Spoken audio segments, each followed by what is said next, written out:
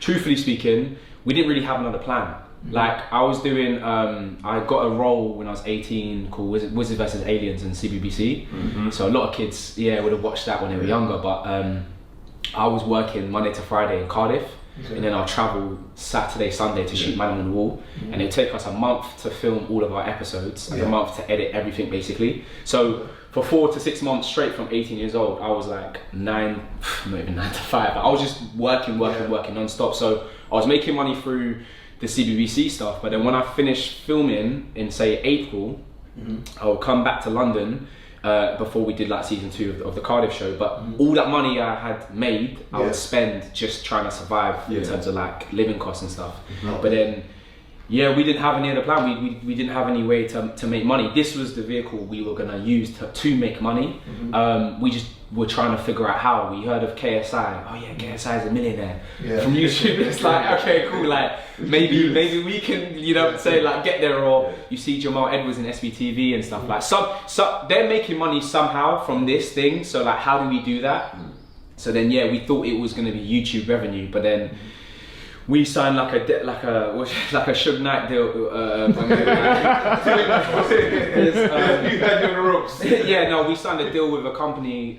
Basically, back then there was these companies called MCMs, And what they did is that they will come and they sort of did to all of us, Link Up TV, all of us, even SB, but they signed all of us to their network, and then what they would do is help us monetize our channels, Okay. All they did is just collect the money.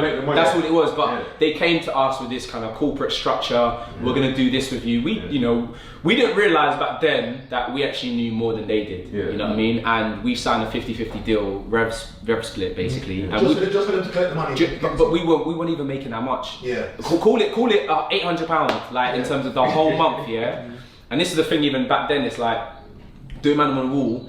It would take us 30 days, like I said, to film all of this stuff, to edit all that content, all that time, all those hours. Like the money was never like, we just couldn't like justify the time spent whilst making. Nowadays, people can we couldn't compete with Don't Jealous Me. He puts a camera in his room maybe, or it could be another person, KSI. They're playing FIFA like in their house to shoot that and edit that and release that as content, and then like you can make that sustainable. We just couldn't, but we knew that we had something culturally that was so big.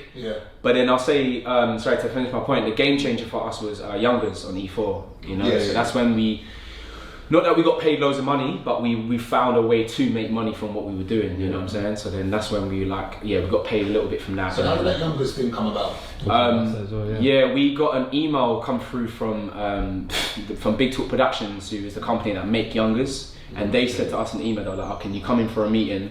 Because we love what you're doing." The new writer that we have on the show now, black guy from Lewisham, Levi, big up to Levi as well, but he was a fan of us. And then when he got contracted to write Youngers, he said to them in his pitch meeting, "Look, I think we need to add these boys here, they're amazing, whatever." So we then got lifted from YouTube to TV basically. Did you have an agent at that time? We did, but like our acting agent at the time, they didn't know like the intellectual property of YouTube to like TV format. So like the contract was like, I was engaged as an actor, and you get paid something called equity minimum. So like it could be £800 a week, which sounds amazing in terms of back then anyway. But like the shooting period is only 6 to 8 weeks, so I might be getting £800 per week, but it's only for that period, and then that's it. We don't make any more money for the rest of the year. So we spent loads of time like I think in terms of even us as like a brotherhood, I think it made us even stronger, because I had to be there where like, I don't know, we're sitting on the floor in the flipping street because Javan can't pay off a certain car payment, or I was cycling from Coulsdon to London to go to meetings. What do you mean London? Is it like literally like zone 1? As what do you mean? My office is in top form. Bro, I had to, this is what I'm saying about delusion. I had to convince I told people. Coulsdon to zone 1. Listen, I told people when I got to journey. You're basically on the border of M25.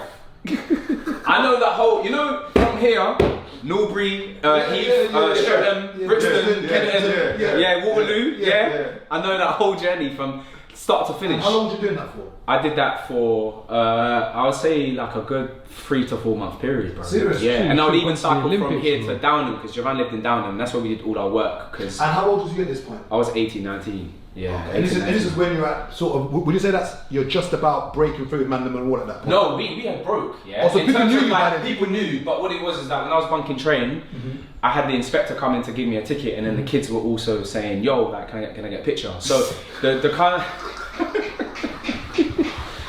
Oh mate, it's not easy.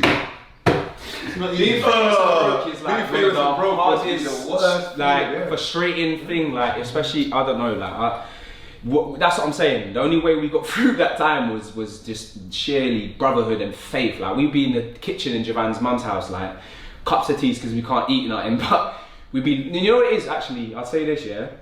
It was the happiest period of my life. Seriously? The best period of my life ever. Creatively, unstoppable. Because if you can't, you can't stop me from creating content. Yeah. And I've got no money in my pocket, but nothing is stopping me. Then you know what I'm saying? Like we're not untouchable, but it's like we were just ready for every opportunity. You know what I'm trying to say? So like Did your parents? yeah, the hunger was crazy. Did your parents at any point say to you, "Hey, person, come on. I understand this passion you've got for doing monologues. I understand that. I've seen you do your auditions, and I see the setbacks. Do you not maybe want to maybe just go to uni then and maybe study accountancy?" No, I mean, because your family, what they funny enough, Zimbabwean, right? No, my dad said to me, my dad didn't, when I said to him I want to be an actor, he wasn't sure about it at first, but I've got my stepdad as well and my mum in terms of like family setup. My stepdad, who in fact I'd say is more like a very pragmatic, realistic guy. He's very, you know, he drives a black taxi in London for all my life, you know. The guy, like money-wise, he's got everything sorted. He's also Indian as well, descent. So you really know culturally how they're kind of set up in certain ways. But he was the one who was like, "Yo, no, like we got to take him to." Like Brit School-wise, he took my application form physically by hand, drove it to Brit School. It was like, "Yo, this is you need this guy." Like he saw me perform in Woodcote when I was in year 10, and then I think that performance like showed him something that I can do. I don't know what I did, but obviously I fell in love with acting, and you know, I mean, that was the passion. But at the same time, when I was doing everything I was doing, I said to like Mumsy is always super supportive as well. You know, like even when I was cycling from Coulson to London, she was like, "Look, son, like here's a tenner." But for my pride, my integrity, I couldn't take that. You know what I mean? Because this is my journey. Like I had to do this thing. But I was also I'll say the entrepreneurial spirit was still inside of me as well from early. So like I had my own FBA business at 16. Okay. So I was selling secondhand books on Amazon. Yeah.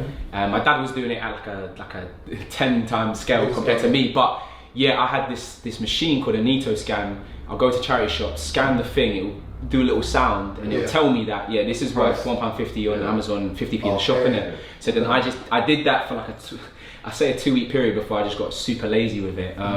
But like I made like a lot of money in a quick space of time. But like I said, I got lazy with it, but it taught me something in terms of like, you know what, like if you got a little dream, you got a dream, you know what I mean? You can build something around it. Also, I can't even take credit in terms of the credit's also with my friends that I did it with.